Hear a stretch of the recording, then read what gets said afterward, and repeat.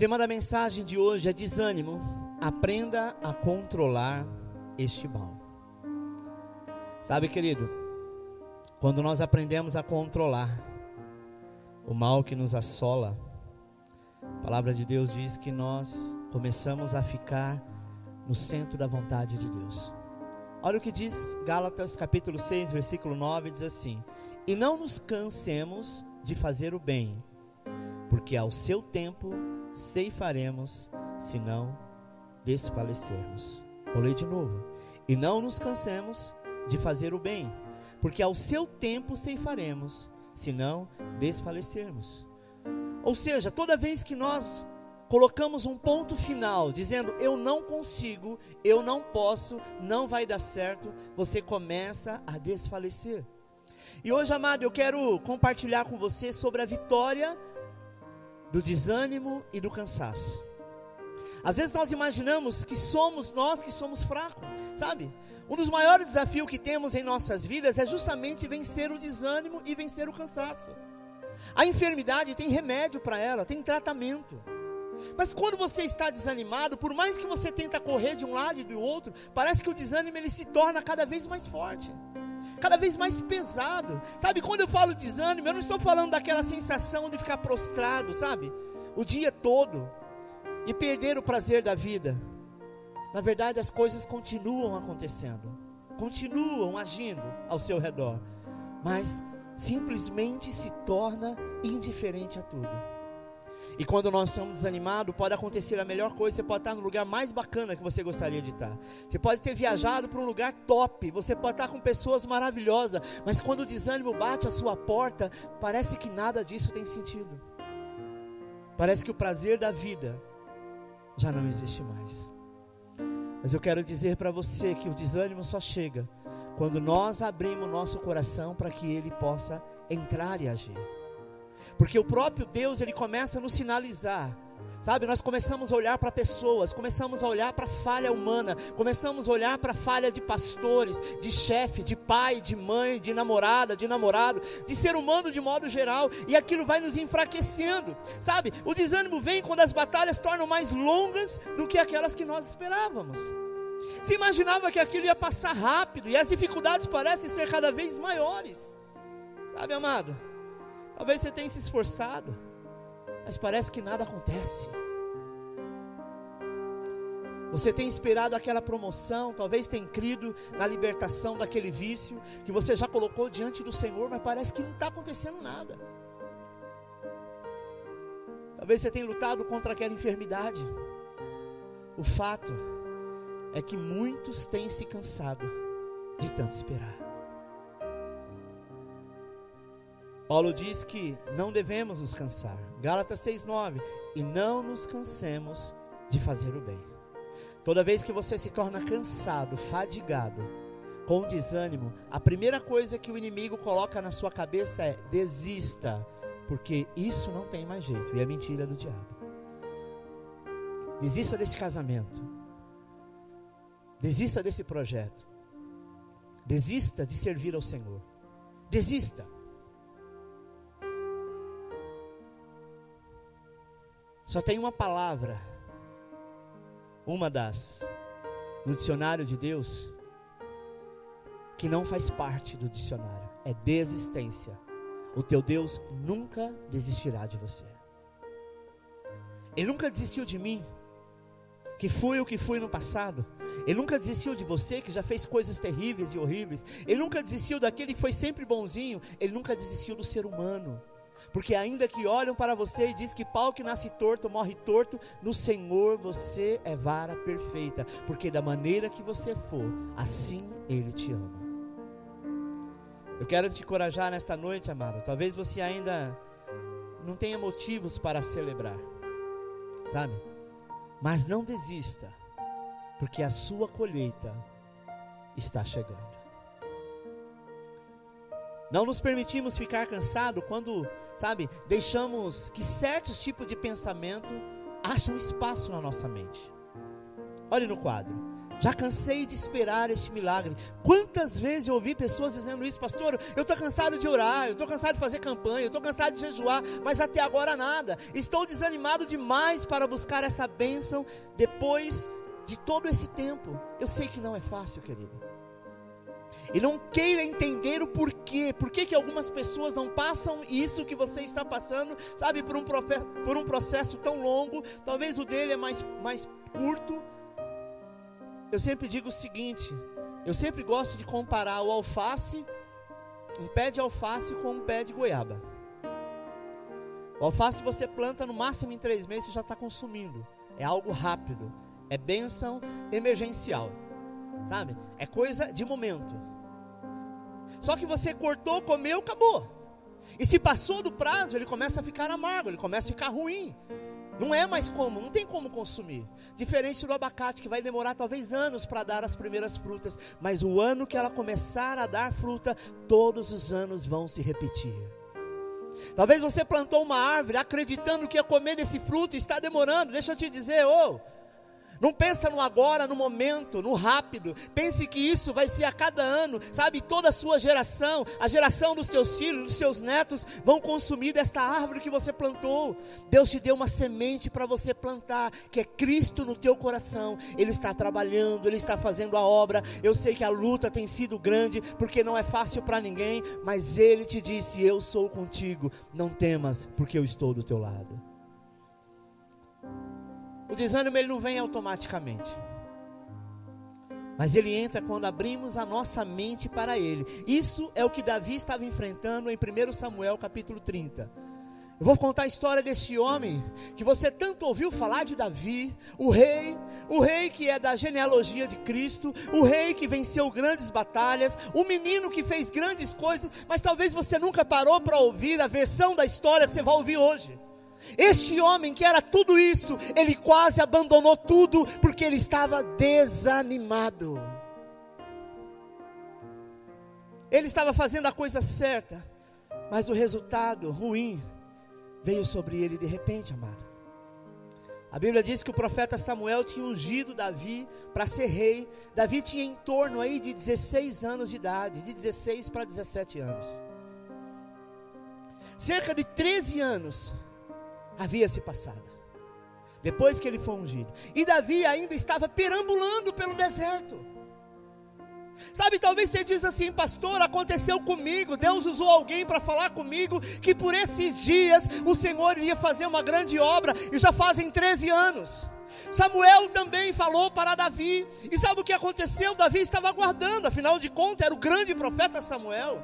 Ele foi na casa do pai dele, passou todos os irmãos, disse não, Deus disse que não é esse. Quando chegou Davi, ele falou: esse é o que bate o coração de Deus, é a menina dos olhos de Deus. Ele unge e diz: a partir de hoje você é rei sobre Israel.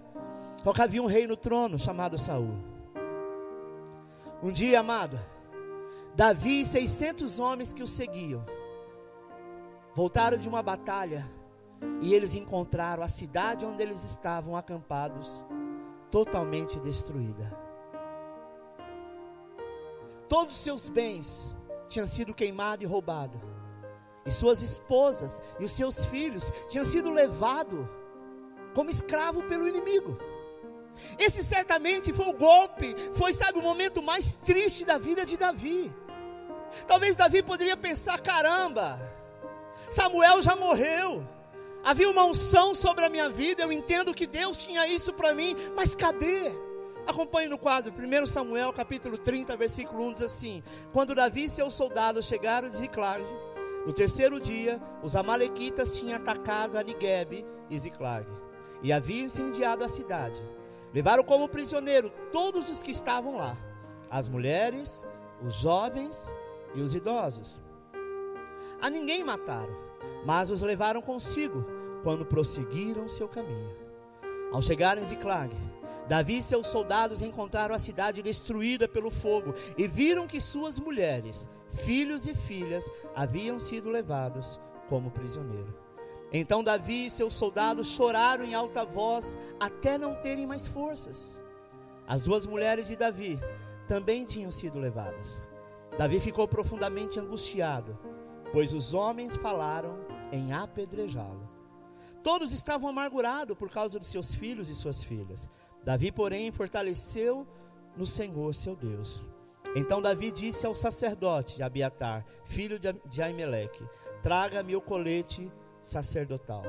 Abiatar trouxe a Davi, e ele perguntou ao Senhor: devo prosseguir este bando de invasores? Irei alcançá-los? E o Senhor respondeu: persiga-os. É certo que você os alcançará e conseguirá libertar os prisioneiros. Preste atenção, amado. Olha, quando ele chega na sua cidade, voltando de uma guerra, de uma peleja, a Bíblia diz que Davi não era rei ainda aqui, sabe? Embora Deus tivesse prometido pelo profeta Samuel que ele seria ungido, que ele seria o rei, sabe? Mas as circunstâncias estavam fazendo parecer que essa promessa nunca iria acontecer. Nós não estamos falando de 13 meses, de 13 dias, de 13 horas. Nós estamos falando de 13 anos. Às vezes, o próprio Davi poderia ficar angustiado, dizendo: Senhor, quando vai acontecer? Você acha certo Deus levantar um garoto de 16 anos, que não era da hierarquia, não era filho do rei, para ser rei no lugar de alguém que foi levantado pelo povo? Não tinha como.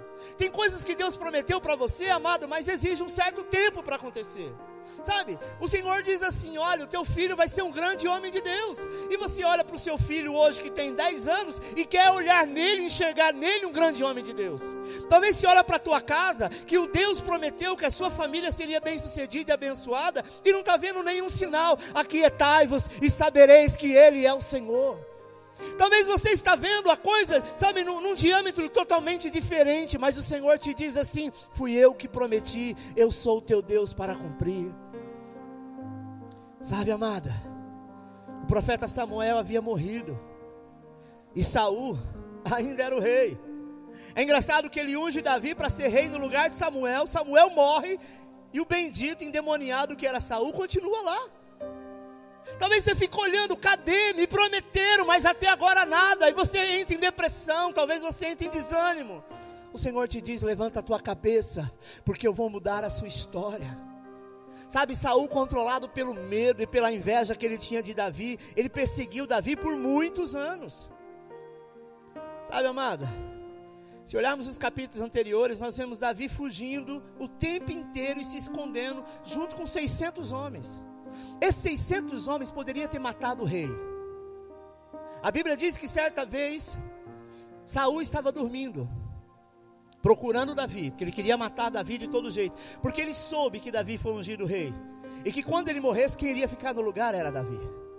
Então ele, cheio de inveja, sabe, maquiavélico, ele começou a procurar Davi. E um certo dia ele estava numa caverna, porque ouviu dizer que Davi estaria por ali, e ele repousa. Davi chega no local, pega uma parte da capa dele e corta com a espada. Davi poderia ter matado ele. E Davi então sai e chama a atenção do rei, e mostra para o rei: aqui está a parte da sua capa. Eu, rei, poderia ter te matado dormindo, assim você faria comigo, mas eu reconheço a sua autoridade, que quem te levantou foi Deus, e eu vou aguardar em Deus o momento que Ele me exaltará. Às vezes nós ficamos preocupados, questionando Deus, dizendo: Deus, por que o Senhor não faz logo? O Senhor prometeu, por que essa coisa ainda não aconteceu? Por que não fluiu ainda? Aquieta, meu irmão. Deus está te preparando. Talvez você não está preparado para assumir o lugar aonde Ele disse que você ficaria, sabe? A pressão levaram Davi ao fundo do poço, em desespero, e deixou Israel e foi procurar abrigo. Olha a pior coisa que Davi fez. Davi, ele larga Israel pela perseguição do rei.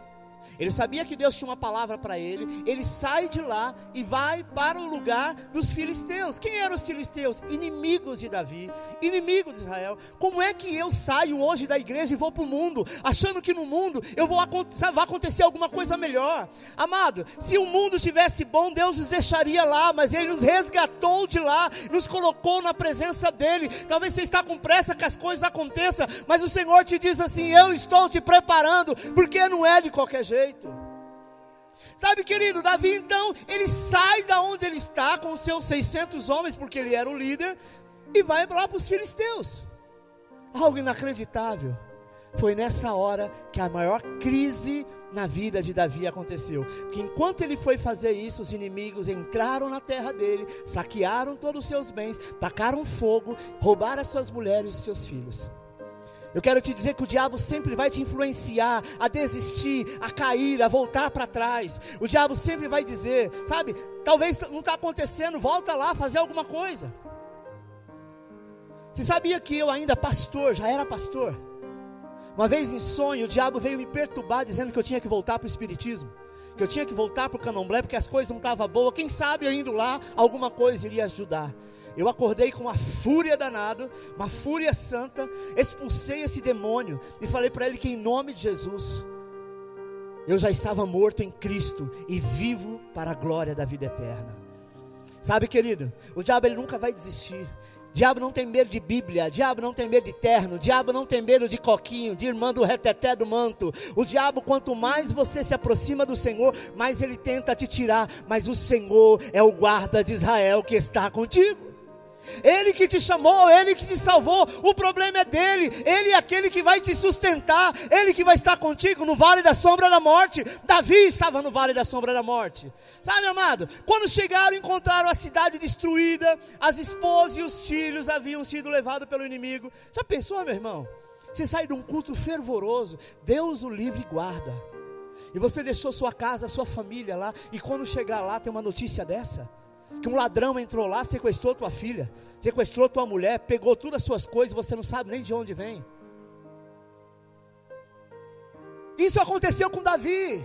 Você acha que Davi não tinha motivo de ficar desanimado? Será que Davi não tinha motivo de ficar em dúvida? Sabe, amado, o desânimo produz algumas situações. No verso 4 a 6, nós vamos ver alguns tipos de atitude que esse desânimo produz. Primeiro, a reação de desespero. Quando nós encontramos em desânimo, nós ficamos desesperados. Samuel 30, versículo 4. Então Davi e seus soldados choraram em alta voz, até não terem mais força. Era uma dor muito profunda.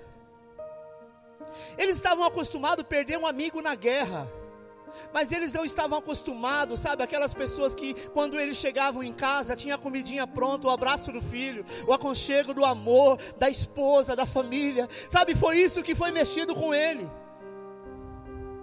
As mulheres de Davi e dos seus soldados foram levadas juntamente com seus filhos. Esta, amado, provavelmente a resposta mais comum na crise. Davi e os seus homens choraram até não ter força mais para chorar. É absolutamente normal chorar. É muito normal chorar. Ainda mais em situações assim. Mas nós não podemos deixar se sobrecarregar pelo desespero.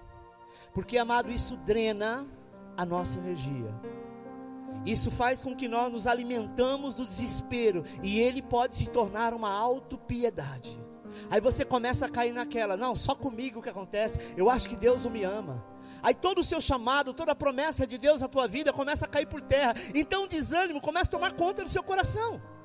A segunda coisa, procurar alguém para culpar. Nós temos mania de fazer isso.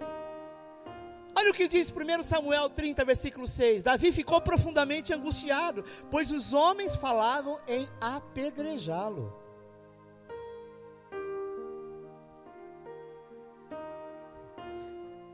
A amizade nessa hora acabou. A confiança no líder acabou, sabe? Eles diziam, a culpa é de Davi, a culpa é do líder. Ele deveria ter planejado melhor as suas ações. Ele deveria ter deixado alguém aqui, sabe, para guardar a cidade, mas ele não deixou. Ele resolveu levar a gente para o campo do inimigo. Ele tem que ser apedrejado. Eu acho que ele fez isso de propósito. É muito fácil culpar alguém quando nós estamos desanimados. É muito fácil você dizer também, pastor, eu estou assim por causa disso, eu estou assim por causa daquilo. Para de culpar os outros. O desânimo chegou, manda ele embora. Aquieta-te, porque o Senhor é o teu Deus ainda. Na verdade, amado, perceba que culpar os outros é uma manifestação da justiça própria. Talvez você diga no seu interior, talvez nem perceba, mas a sua atitude é, sabe, eu sou muito bom nisso, então eu não mereço isso. Eu estava lá fazendo a obra, eu estava lá fazendo a minha parte, eu não mereço isso, sabe? Isso só pode ter acontecido, culpa é do outro. Culpa é da minha mãe, culpa é do meu pai, culpa é do pastor, culpa é do chefe, culpa é da esposa, culpa é do marido, culpa é dos filhos. Sempre alguém é culpado. Sabe, depois que o homem caiu, que Adão e Eva caiu, a primeira coisa que ele fez foi procurar um culpado. Sabe o que Adão disse?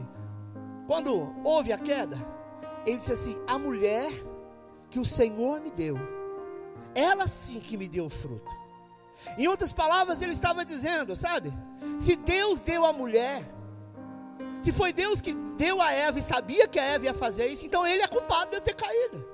Tem gente que está culpando Deus, sabe, pela crise. Tem gente que culpa Deus porque tem enchente em alguns lugares. Tem gente que culpa Deus porque tem muitos jovens drogados. Tem gente que culpa Deus pelo país estar dessa forma, o mundo está dessa forma. Certa vez perguntaram para a filha de Billy Graham, quando aconteceu o acidente do World Trade Center nos Estados Unidos, por que que Deus permitiu de tantas pessoas morrerem daquele jeito?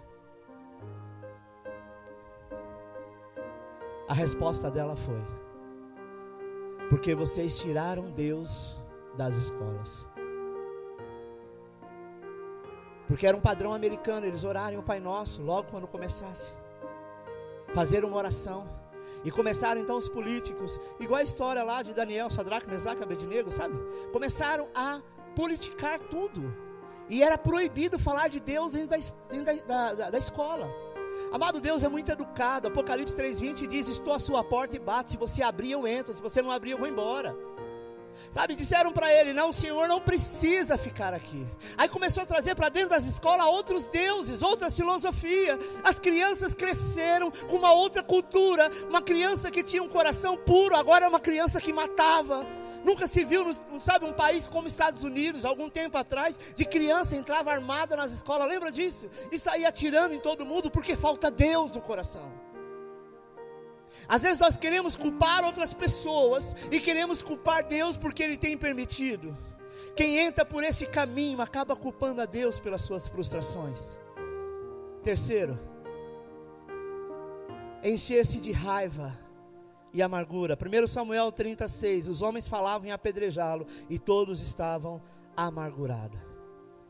Na verdade, toda amargura no final, amado, é contra Deus. Sempre o ser humano quer apontar Deus como culpado. Sabe, às vezes nós pensamos que não merecemos sofrer e logo o injusto é o Senhor.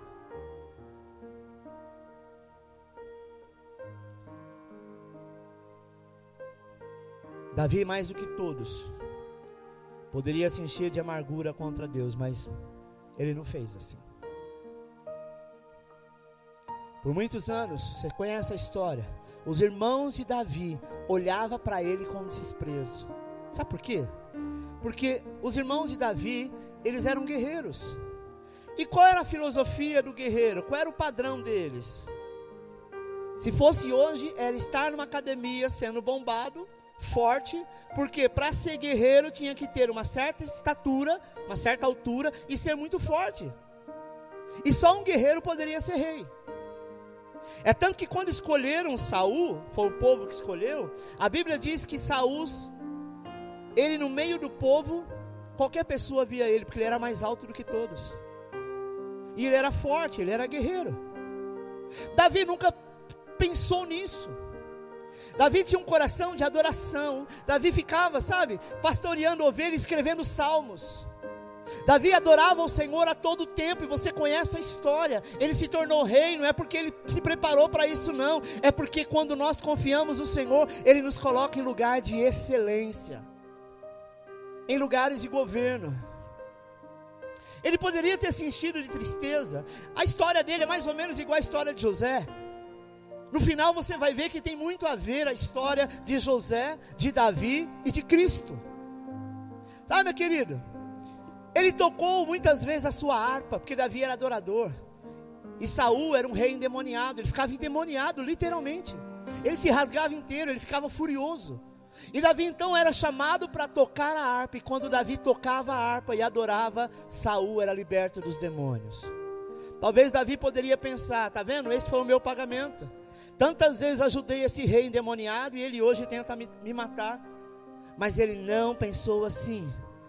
Sabe, amado, quando nós ficamos pensando quão injusta é uma situação, logo nós perdemos a força, sabe?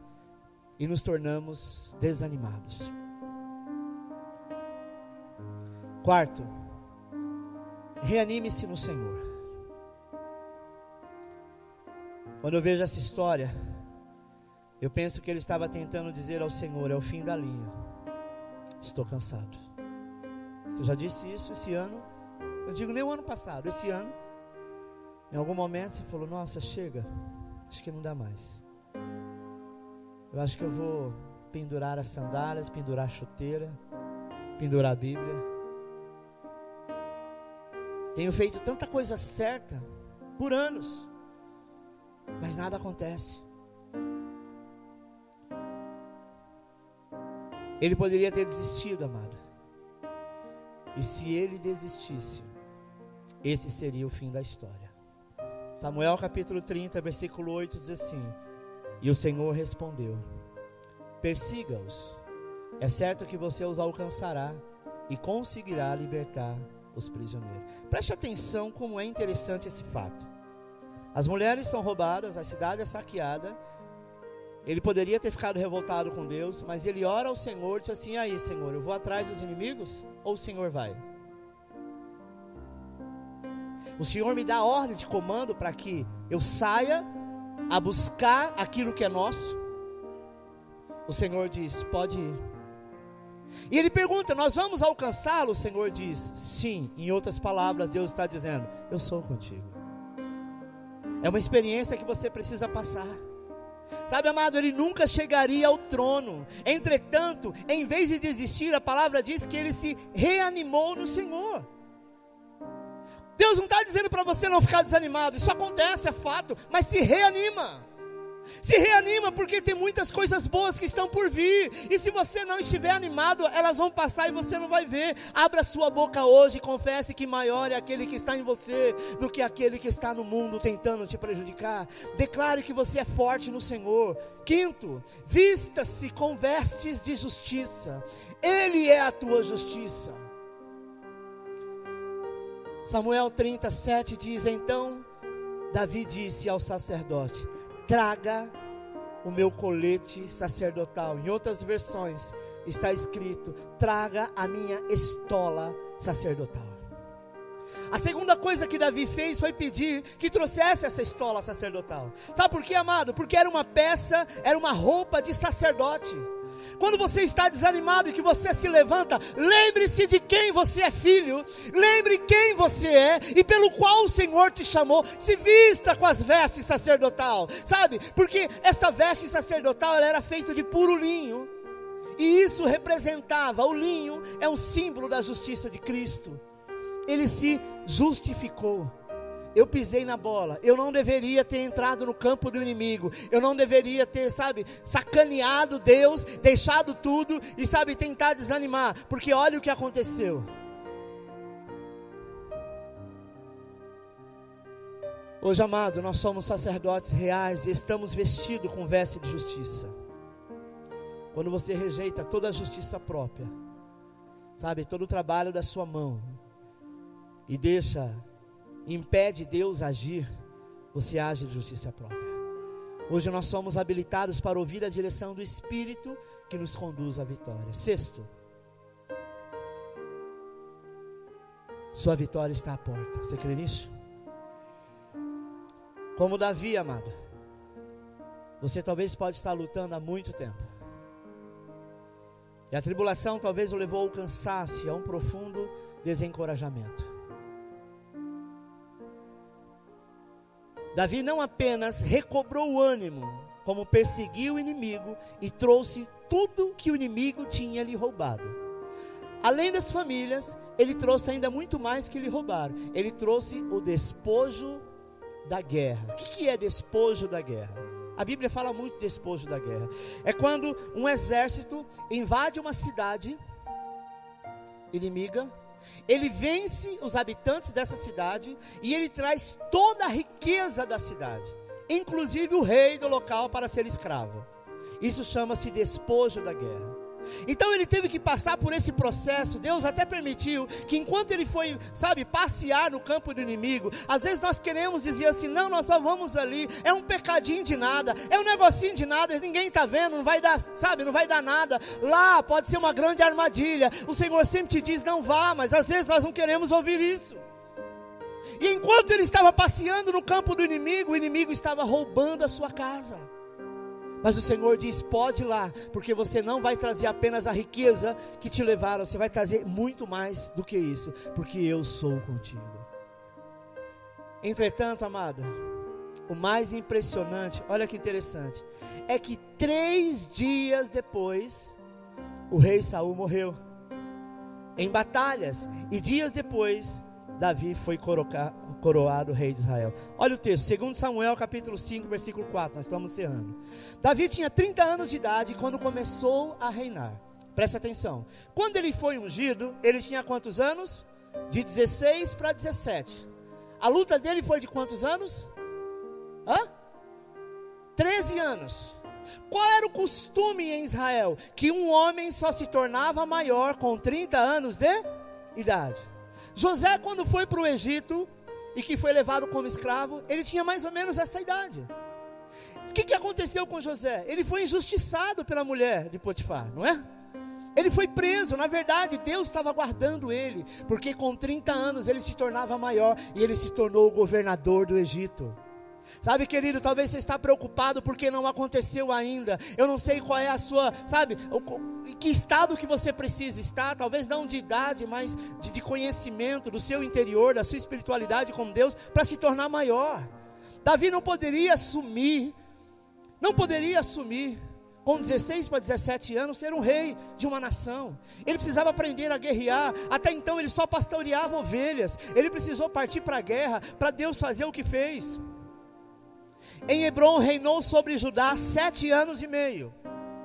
E em Jerusalém reinou sobre todo Israel e Judá 33 anos.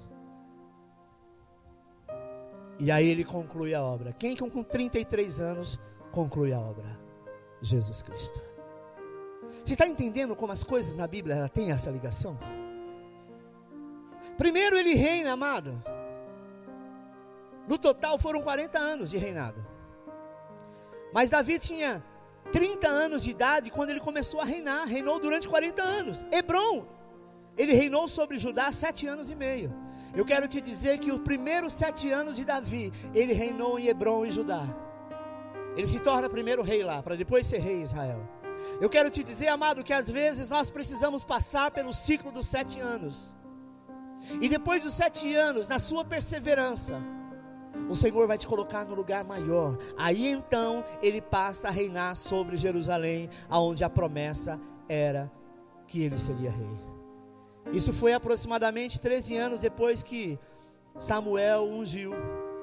Quando Davi enfrentou a sua maior luta, foi o momento em que ele estava mais próximo de ver o cumprimento da promessa. Sabe, amado, esse é o sinal de que sua vitória está próxima. Quando enfrentamos uma luta por muitos anos, tudo leva a você ficar desanimado e cansado. Mas eu quero te encorajar hoje a não se cansar de fazer o bem. Não se revolte. Quando a gente se cansa e fica desanimado, angustiado, a gente quer chutar o pau da barraca, e aí quer fazer de qualquer jeito, e aí quer maltratar pessoas, e aí quer se vingar daquelas pessoas que fizeram mal para você. A Bíblia diz, não se canse de fazer o bem, mesmo que se levantaram contra você. O seu tempo de colheita está chegando, e quando tudo parece se levantar contra você, saiba que a sua promessa está às portas. Permaneça firme. Saiba que o Senhor é Deus na sua vida. Saiba que Ele é o Senhor, Ele continua sendo o teu Deus. Saiba que o desânimo ele pode até chegar, faz parte da nossa vida, do nosso cotidiano, do nosso dia a dia. Sabe? Faz parte. Mas eu quero orar por você nesta hora. E se você estiver desanimado, angustiado e é mais forte do que você, enquanto toca este louvor, eu te convido a sentar numa dessas cadeiras. E vai ter alguém que vai orar por você em especial.